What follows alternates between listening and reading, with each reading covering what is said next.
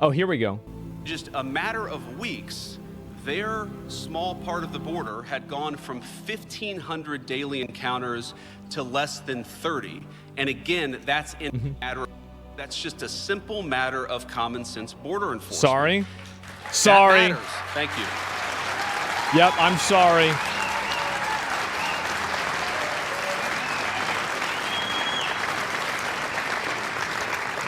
And let's talk about why it matters. I mentioned housing, but one of the things I heard down there, I was talking to the mayor in that community, and he said it's incredibly stressful on local resources. It's stressful on their local hospitals. It's stressful on their local schools to have this massive increase. And so while, look, I recognize there's a diversity of opinions here, clearly there is, I also think it's important to be honest about those disagreements, to acknowledge those disagreements, but to say that the reason why we care about border security is because we want your communities to be safer, we want them to be more affordable, we want there to be less drugs in our country, and we want your citizens to be able to live the American dream. It is the birthright of every single one of our citizens, and we're going to fight for it every single day. Damn.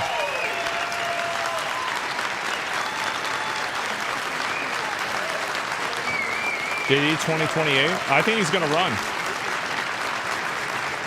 I think he should.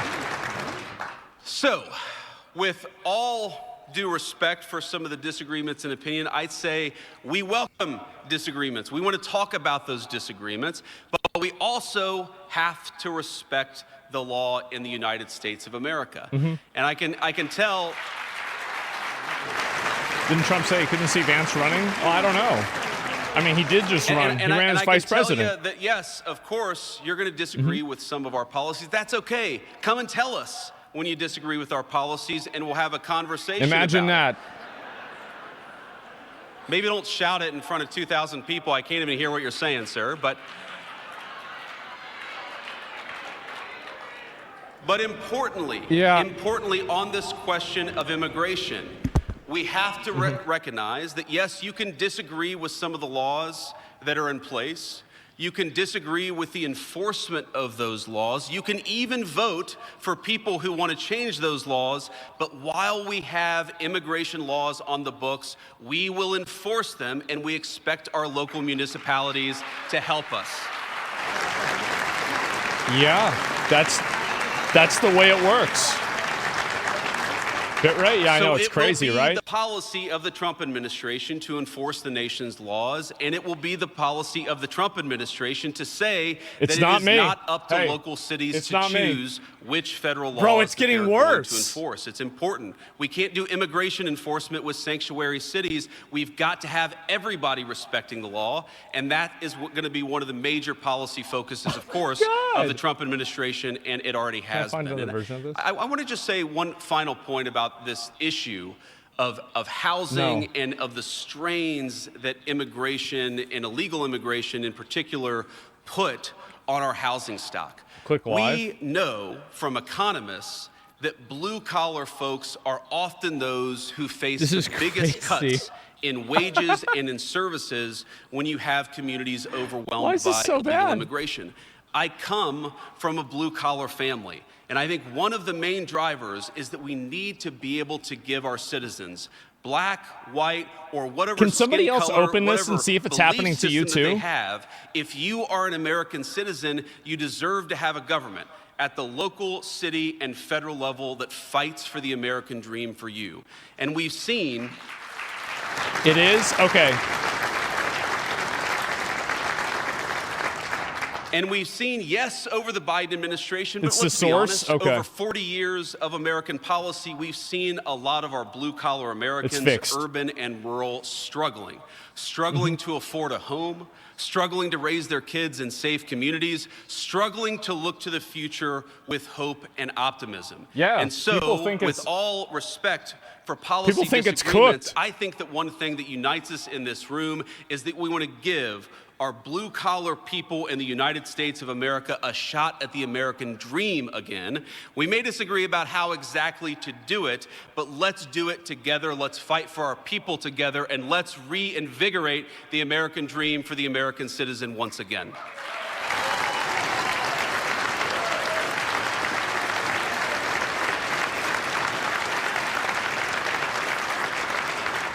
And let me close here with just an acknowledgement here. That I know you guys now? have some of the Deporting hardest everybody. jobs in government, Democrat, Yeah. Republican, or nonpartisan.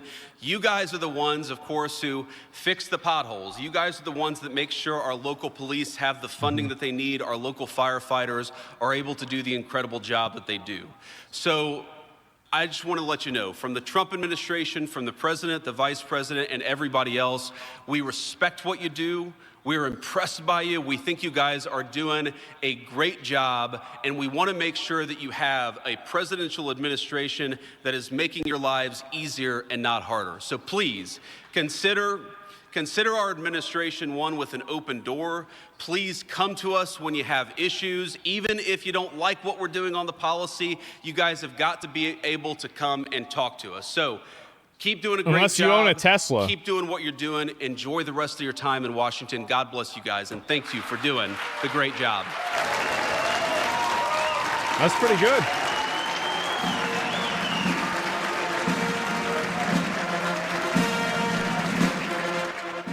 Listening there to Vice President J.D. I'll watch the beginning of it real quick. Duke can speak, yeah. Thank you all. Thank you. Please. That's a short speech. Please take a seat. It's good to see everybody. Good afternoon, and thank you all for having me. Thank you to Councilman Kramer for the kind introduction. Not gonna lie, low-key next president. I mean, I feel like, I think this is like the resounding opinion that most people have, is that like this guy, like at the beginning, I thought he was just like a former fat guy couch fucker. And then he did that debate, and, you know, everything after that has only caused his stocks to rise. It has. I did. That's what I thought. With him backstage a little bit. My wife and I both love the city of Louisville and have spent a lot of time there. So thank you for being here. It means a lot, and thanks for the kind words. You can only go up your ear? And I'd yeah, say exactly. to all of you, whenever I was in the Senate and I welcomed a group from Ohio, and I know you guys represent the entire country, or cities and municipalities all over the country, I would always just say, enjoy the town, because it is your city. And I think that Washington is a beautiful place. It's a beautiful place to spend a few days. I know you guys have some work to do, but I also think it's important to get out there and see that people see. It was built with your tax dollars. I think these incredible buildings and museums are supported by all of you, and of course by all the people that you represent. Somebody asked, what do you think we would do, Democrats would do if we got 8 years of Vance after Trump? Well, they wouldn't be able to do anything at that point. We'd have brought back slavery by then. Yeah, and so I hope you enjoy your time in Washington, D.C. Yeah. So I know you're all busy, and I know it's never easy to come here to Washington, especially on a Monday. So I appreciate the effort involved in getting here, and I also appreciate the mission of this conference. The work you all do back home is extremely important. Most Americans, of course, they interact with their state and local governments far more regularly than they do their federal government, and that's the way it's supposed to be. That's the way the Constitution sets it up. We know that good government starts at the local level. So while those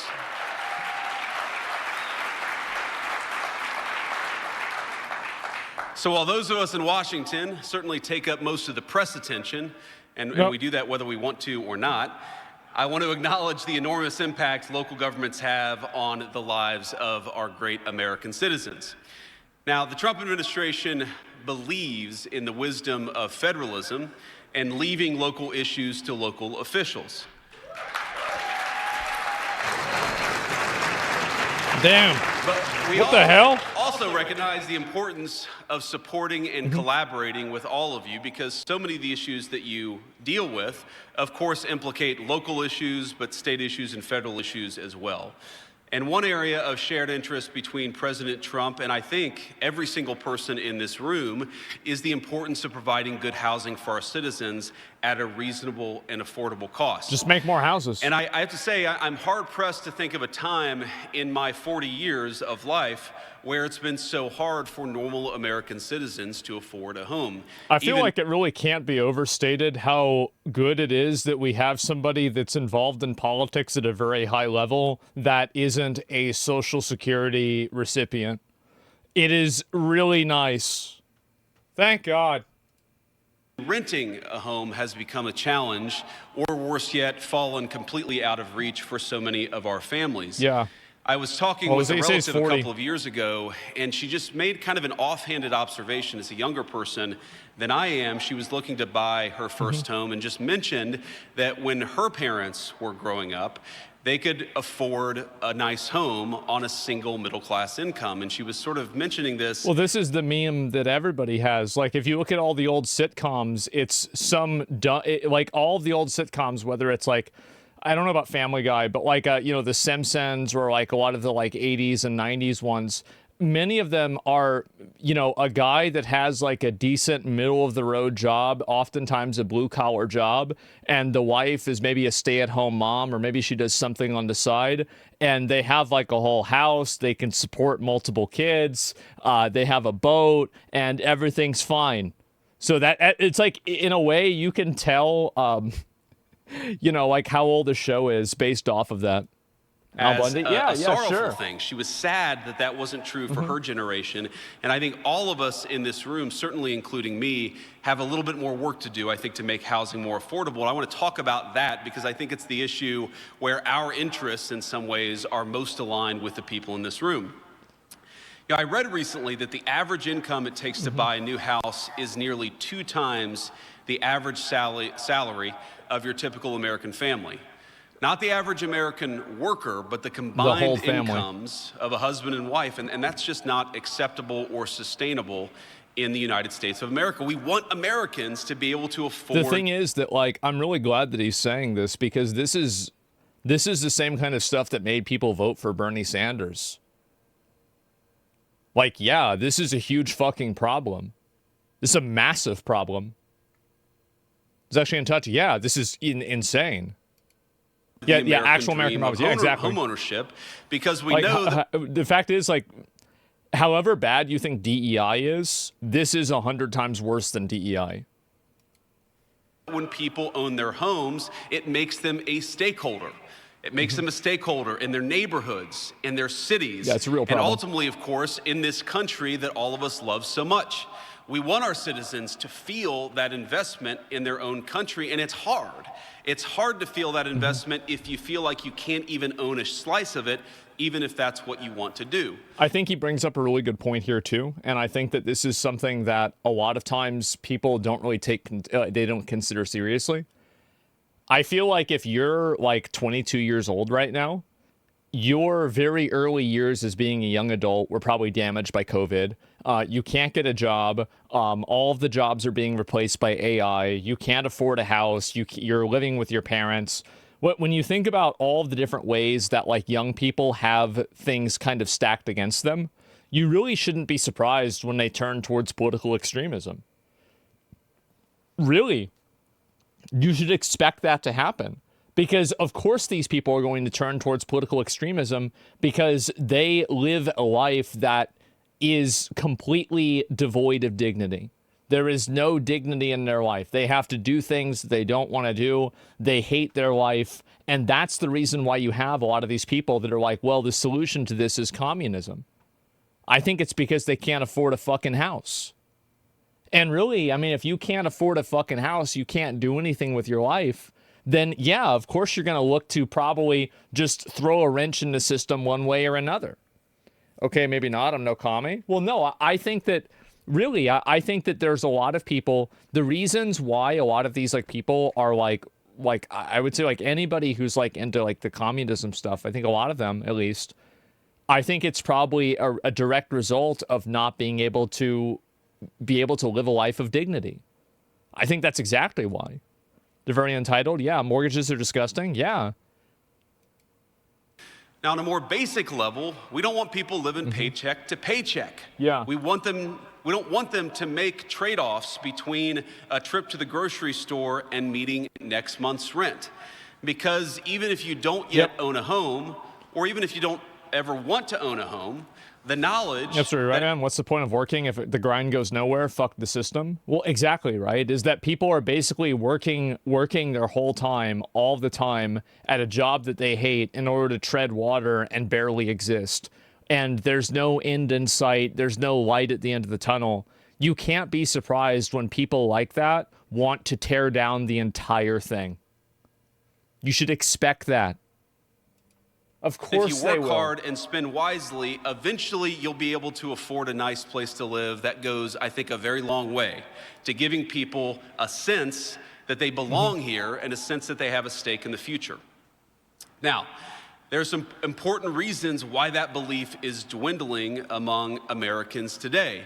And Because the opportunity to do it is dwindling, and it's the fact. Yeah, he literally just, that's the reason why. a lot of it, of course, comes from the historic inflation that this country has dealt with over the last 4 years.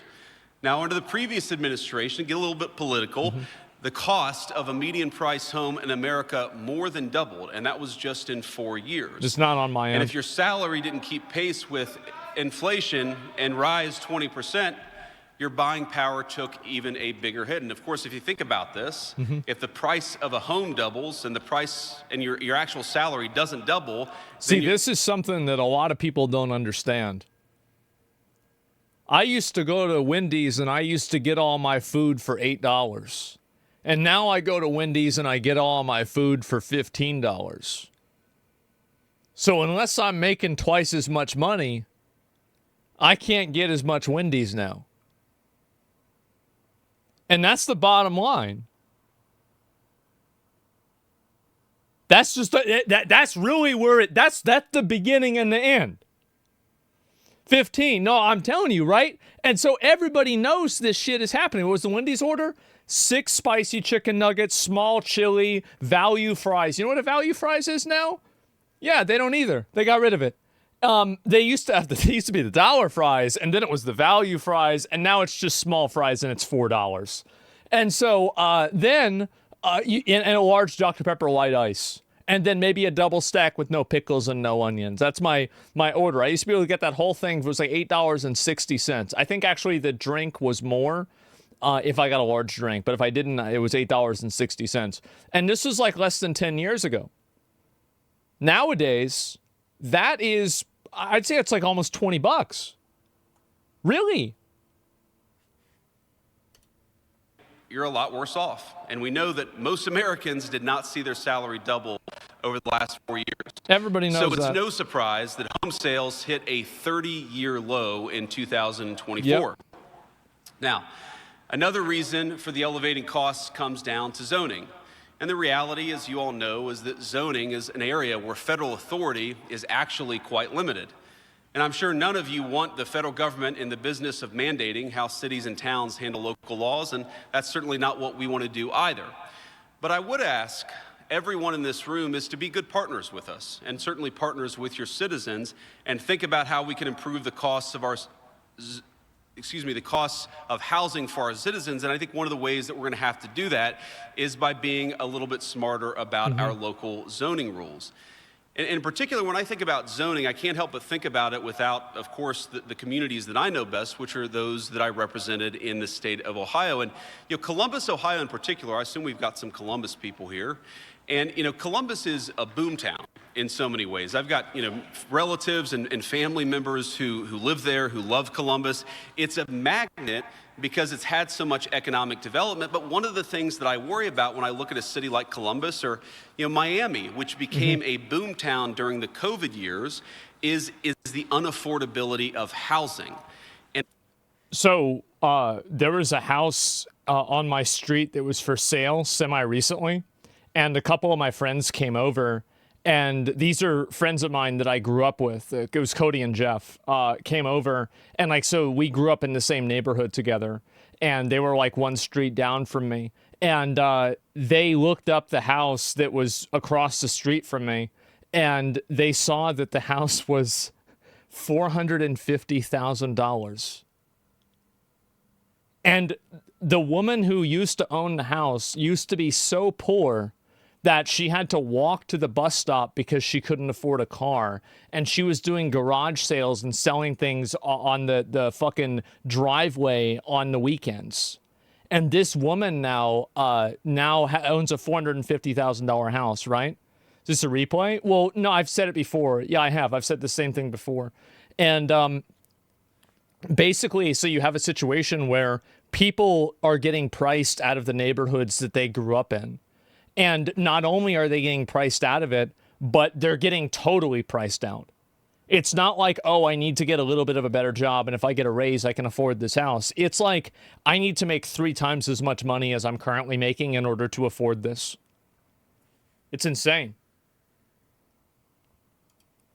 And we've got to fix that. If we actually want these places to be magnets, not just for jobs and investment, but also the dreams of our young people. And like, another thing too is that, like, I was telling my dad, I was like, well, I don't want to get an expensive car. Like, I didn't even want to get a baseline Mercedes because, like, my mindset was still, you know, I grew up in a working class neighborhood, right? I mean, this is, you know, you'd see cars up on blocks, people working on their cars on the weekend, people sitting at, you know, in their, in the garage with the garage door open, drinking beer, and people would come over, right? I mean, I lived a very, you know, very simple, quintessential American working class life. It was great. I loved it. I wish I could go back. And the best fucking time of my life. But like, I think of like, that's where I'm living now, right? But it's actually not. And I looked around. My dad's like, well, look around. There's plenty of these expensive cars here. Basically, the entire area has been gentrified. The whole area, completely gentrified. It's totally different. It's happening all around the world. Yeah, it is. And so it's like good. Well, the thing is that it is good, but at the same time, it's also bad. Like, there's a good side to it and a bad side to it. And so the bad side to it is that the people that were living here can now no longer afford the property taxes. And so they're getting priced out and they have to leave. We've got to actually make it easier to build homes. And in particular, I think the city of Austin has done a pretty interesting job. Because in Austin, you saw this massive increase of people moving in. Yep. The cost of housing skyrocketed. But then Austin implemented some pretty smart policies, and that brought down the cost of housing. And it's one of the few major American cities where you see the cost of housing leveling off or even coming down. Yep. Now, the Trump administration has taken important steps to make building cheaper and to boost the supply of housing. Now, of course, it's going to take time, but this is a day one issue for our entire team from the president on down. On his first day in office, the president issued an executive order making it a priority to bring down prices for new buyers. Now, part of that will come from slashing needless regulations, which, according to some estimates, account for about 25% of a new single-family build today. Jesus Christ. We've also seen Secretary Turner, our great Secretary of Housing and Urban Development, he's working hard on this issue, cutting some of the Biden rules at HUD that hike costs and shifted decision-making from local governments to Washington, D.C. It just happened.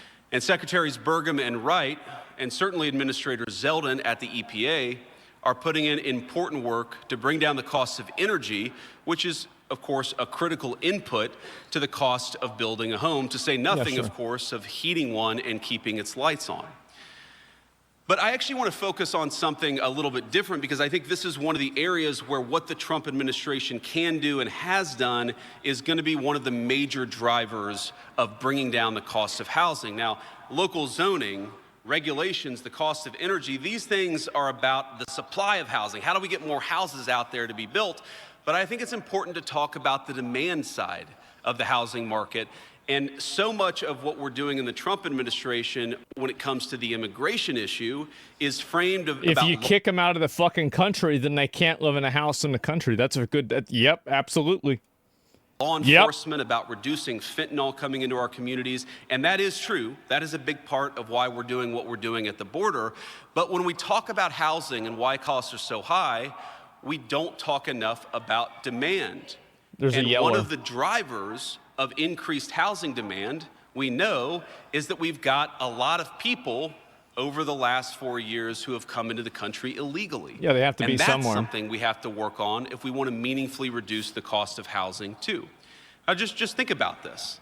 If you allow 20 million people to compete with American citizens for the cost of homes, you are going to have a large and, frankly, completely preventable spike in the demand for housing. And that is what we, of course, have seen, because while we made it a little bit hard to build homes in this country over the last 4 years, we've also, unfortunately, made it way too easy for people to compete against American citizens for the precious homes that are in our country to begin with. Now, I'll say this, it's actually not just an American problem either. If you go to Canada, where because of their laws and regulations, they've seen a next massive state. increase in the number of people who have come into their country. You go to the United Kingdom, you go across the world, and you see a very consistent relationship between a massive increase in immigration and a massive increase in housing prices. And we have to be honest about that. Shut up, bitch. Well, I see. Shut up, bitch. I see one Sit of our down. nice representatives out here wants to actually, I guess, continue to flood the country with illegal immigrants, making your communities and citizens unaffordable. Shut up, bitch. But ma'am, with all respect, outta here. one of the reasons why we're doing what we're doing is because we want to make it more affordable for Americans to live. That is one of the reasons why we're doing what we're doing. Now, last week, I visited the southern border, and we decided to check in on what's going on there at the southern border. And of course, like I said earlier, you often hear about immigration enforcement as about crime and about drug trafficking, and that is a big part of it. I was at Eagle Pass, and I was talking to local border control down there, and they told me that in just a matter of weeks, their small part of the border had gone from 1,500 Only daily 200% encounters to less than 30. And again, that's in a matter of weeks. That's just a simple matter of common sense border enforcement. Only 200%? Really? That matters. Thank you.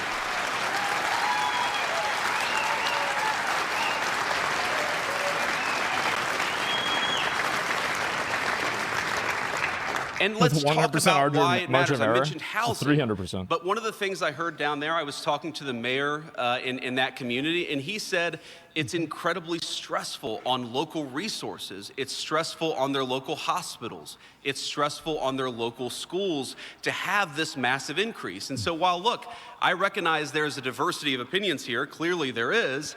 I also think it's important to be honest about those disagreements, to acknowledge those disagreements, This is but where I to say started that the watching. reason why we care about border security is because we want your communities to be safer, we want them to be more affordable, we want there to be less drugs in our country. I can't see how anybody can make the logical argument that bringing in a bunch of illegal immigrants that are totally unvetted, that could have drugs or not, will be a net positive. For the people that are there. There's no way. I mean, you could say that you don't think it's a big deal, or you could say other things like that. That's fine. But to say that it's actually a positive, that's insane to me, right? I couldn't even imagine that. So yeah, it looks like that's pretty much the speech. I thought that was a great speech. I'm going to be honest. I completely agree with that.